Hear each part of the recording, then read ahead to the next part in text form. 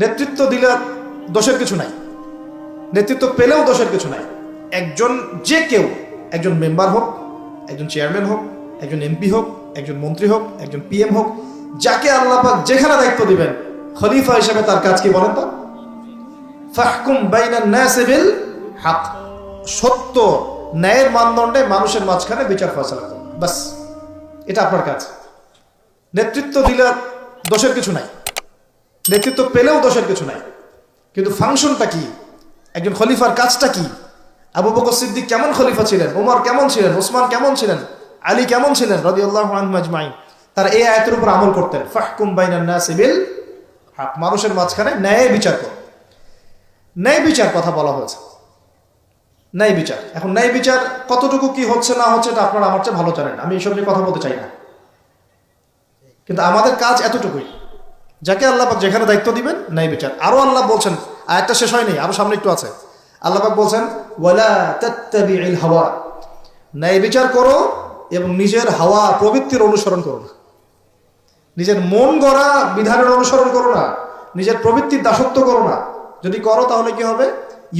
ইউদিল্লাকা আন সাবিলিল্লাহ, তাহলে আল্লাহ পাকের এই সরল পথ থেকে ওই প্রবৃত্তির অনুসরণ তোমাকে বিচ্যুত করে দিবে। কার কথা এগুলো? আল্লাহর কথা। ইন্নাল্লাযীনা ইউদিল্লুনা আন সাবিলিল্লাহ, পরের আয়াত, নিশ্চয়ই যারা আল্লাহ পাকের সরল পথ থেকে বিচ্যুত হয়ে গেছে, লাহুম আযাবুন শাদীদ, তাদের জন্য কঠিন শাস্তি আছে। আযাবুন শাদীদ মানে কঠিন শাস্তি আছে। বিমা নাসু ইয়াউমাল হিসাব, এই কারণে যে তারা হিসাবের দিনটা ভুলে গিয়েছে। এই দুইটা আয়াত আমি শোনাই দিলাম আপনাকে। আল্লাহ পাক যাকে যেখানে দায়িত্ব দিবেন সব সময় এই দুইটা আয়াত মাথায় রাখবেন, যে আল্লাহ পাক আপনাকে দাউদ আলাইহিস সালামের মতো কাজ দিয়েছেন, আল্লাহ পাক আপনাকে আদম আলাইহিস সালামের মতো কাজ দিয়েছেন। যাকেই দেখ, X Y Z whoever he is, এটা আমাদের দেখার বিষয় না। আমরা ধর্মতাত্ত্বিক দৃষ্টিকোণ থেকে শুধু মূলনীতিগুলো বলবো। তাহলে এখানে খলিফার কাজ কি বুঝতে পারলাম? মানুষের মাঝে ন্যায় বিচার প্রতিষ্ঠা করা, প্রবৃত্তির দাসত্ব না করা। যদি করি তাহলে কঠিন শাস্তি অপেক্ষা করছে। এখন আসেন, আল্লাহ নবী সাল্লাল্লাহু আলাইহি ওয়াসাল্লাম কি এই আয়াতের উপর আমল করে যান নাই?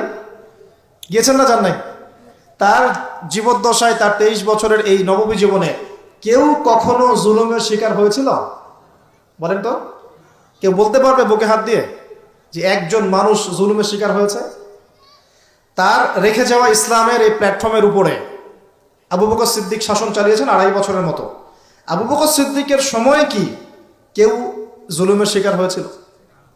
তিনি কি এই আয়াতগুলোর উপর আমল করেছিলেন না করেন নাই? তাহলে তিনি একজন সফল খলিফা ছিলেন।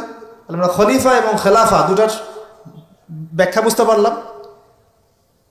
যে খলিফা আল্লাহ পাকের বিধান মেনে বিচার ফয়সালা করে, ওই শাসন ব্যবস্থাটাকেই বলা হয় খিলাফা। এটা নতুন কোনো মৌলবাদী শব্দ নয়, আমরা ভুল বুঝি, আমাদেরকে ভুল বোঝানো হয়।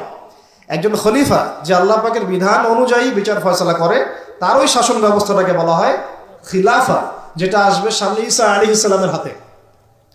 এখন আপনি সর্বোচ্চ পর্যায়ে যান বিশ্বের, ইউনাইটেড নেশনস, এখানে খিলাফা কায়েম আছে? অনেস্টলি বলেন, এখানে কি আল্লাহর বিধান দিয়ে বিচার ফয়সালা করা হয়, নাকি ওদের পশ্চিমাদের মন করা বিধান দিয়ে করা হয়? 100-200 কেন, একদিনে যদি 1000টা বাচ্চাকেও বোম মেরে হত্যা করে দেয়, তারপরে ওরা ইসরায়েলের পাশেই থাকবে, বলবে আমরা আমাদের বন্ধুর পাশে আছি।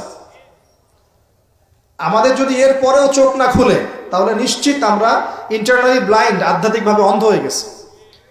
আর যারা অন্ধ তারাই তো অন্ধ দাজ্জালের অনুসরণ করবে। আমি জানি আমাদের উপরের লেভেলে যারা আছেন তারা এগুলো সব ভালো করেই বোঝেন, কিন্তু পরিবেশ পরিস্থিতির কারণে অনেক সময় তারা সত্য কথা বা সাহস করে অনেক কিছু বলতে পারেন না, কারণ তারা অবশ্যই বোঝেন, তারা মুসলিম পরিবার থেকে এসেছেন। আমাকে বলেন, তাদের যে সিস্টেম, এই সিস্টেমের মধ্যে যে অর্থ ব্যবস্থাটা আছে, এটা সুদ ভিত্তিক না সুদ বিবর্জিত? তাহলে এটা কি আল্লাহ পাকের কোরআনের সাথে গাদ্দারি হয়নি? তাহলে ওর আন্ডারে থাকলে কি আমরা সত্যিকারের খেলাফা কায়েম করতে পারবো? সম্ভব না। ও যে মিডিয়াগুলো চালায়, এই মিডিয়াতে ও যা মানুষকে বোঝায় তাই। একজন মুসলমানকে যদি ও সন্ত্রাসী রূপে উপস্থাপন করে, সারা বিশ্ব বলে হ্যাঁ ও সন্ত্রাসী। একজন ব্যক্তি, আমি নাম মেনশন করছি না, গণহারে মানুষ হত্যা করেছে, তাকে শান্তিতে নোবেল পুরস্কার দেওয়া হয়েছে। এই হলো ওদের চরিত্র। মিডিয়া, ওদের পলিটিক্যাল সিস্টেম, ব্যাংকিং সিস্টেম, ওদের প্রযুক্তি, এগুলো কোনটা মুসলমানের স্বার্থে? কোনোটা কি মুসলমানের স্বার্থে? সবগুলো করেছে ওরা ওদের স্বার্থে। ওখানে গিয়ে আমরা সর্বোচ্চ কি করতে পারি? আমরা হয়তো ওই যে ফিদেল ক্যাস্ট্রোর মতো একটা ভাষণ দিতে পারবো, অথবা ওই গাদ্দাফির মতো একটা ভাষণ দিতে পারবো। যারাই সেখানে দাঁড়িয়ে লম্বা লম্বা লেকচার দিয়েছে, গরম গরম বক্তব্য দিয়েছে, ওদের সবাইকে হয় মেরে দেওয়া হয়েছে, নাহলে ক্ষমতাচ্যুত করা হয়েছে। আমাদের চোখ কবে খুলবে? এটা একটা কুফরি শক্তি। এটা এই পৃথিবীর সবচেয়ে বড় শিরক, সবচেয়ে বড় তাগুত, সবচেয়ে বড় কুফর। এর গোড়ায় গিয়ে আমাদেরকে আঘাত করতে হবে, এবং সেই আঘাতটা আমরা করতে পারবো না, আমরা জানি। সেই আঘাতটা করবে ইমামুল মাহদী এবং ঈসা আলাইহিস সালাম। আমি জানি আমরা কিছু করতে পারবো, এবং আমি আপনাকে করতেও বলছি না কিছু, ভবিষ্যৎটা বলে দিচ্ছি ইনশাআল্লাহ। এই বৈশ্বিক এই শিরক আর কুফর তাগুতের গোড়ায় সে করে আঘাতটা করবে কে?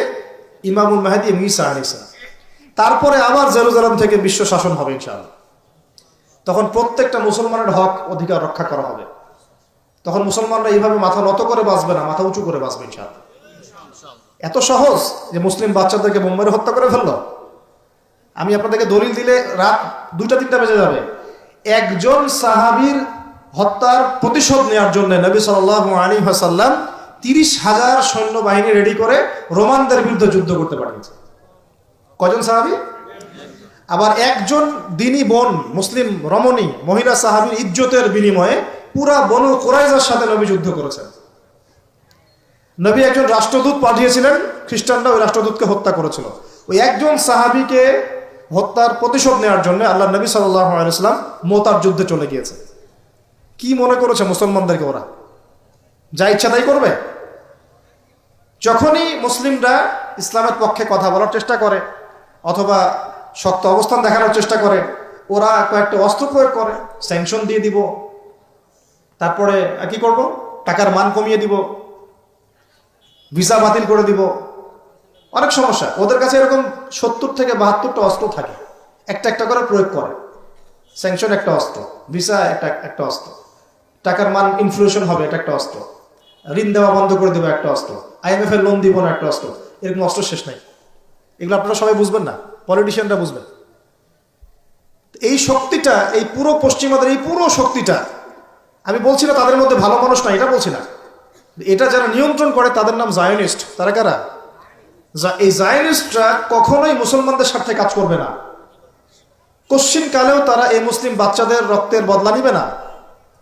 কশ্চিন কালেও তারা আমাদের এই ভাই বোনদের জীবনের মূল্য দিতে পারবে না। তারা আমাদের পক্ষে অবস্থান নিবে না। হাজার হাজার মুসলিমকে মেরে ফেলার পরেও তারা ওদেরই পক্ষে অবস্থান নিবে। এমনকি যে এগুলো নিয়ে কথা পর্যন্ত বলবে তাকেও গুপ্ত হত্যা করে হত্যা করতে পারে। দ্য সিক্রেটস অফ জায়নিজম বইটা পড়ে দেখেন, হেনরি ফোর্ডের লেখা। উনি নিজেও ওদের একজন ছিলেন, বের হয়ে এসেছেন, পরে সৎপথে এসে বইটা লিখেছেন। বইটা পড়ে দেখেন, পড়াশোনা করেন। আমাদেরকে চোখ কান খোলা রেখে চলতে হবে। আমি এই মূল জায়গা থেকে আস্তে আস্তে শেষের দিকে আসতেছি, একটু মনোযোগ ধরে রাখেন। এটা হলো খেলাফা এবং খলিফার ফাংশন। এখন আবু বকর সিদ্দিক কি এটা আমল করে দেখেন নাই? উমর ইবনুল খাত্তাব তার 10 বছরের শাসন, কত বছর?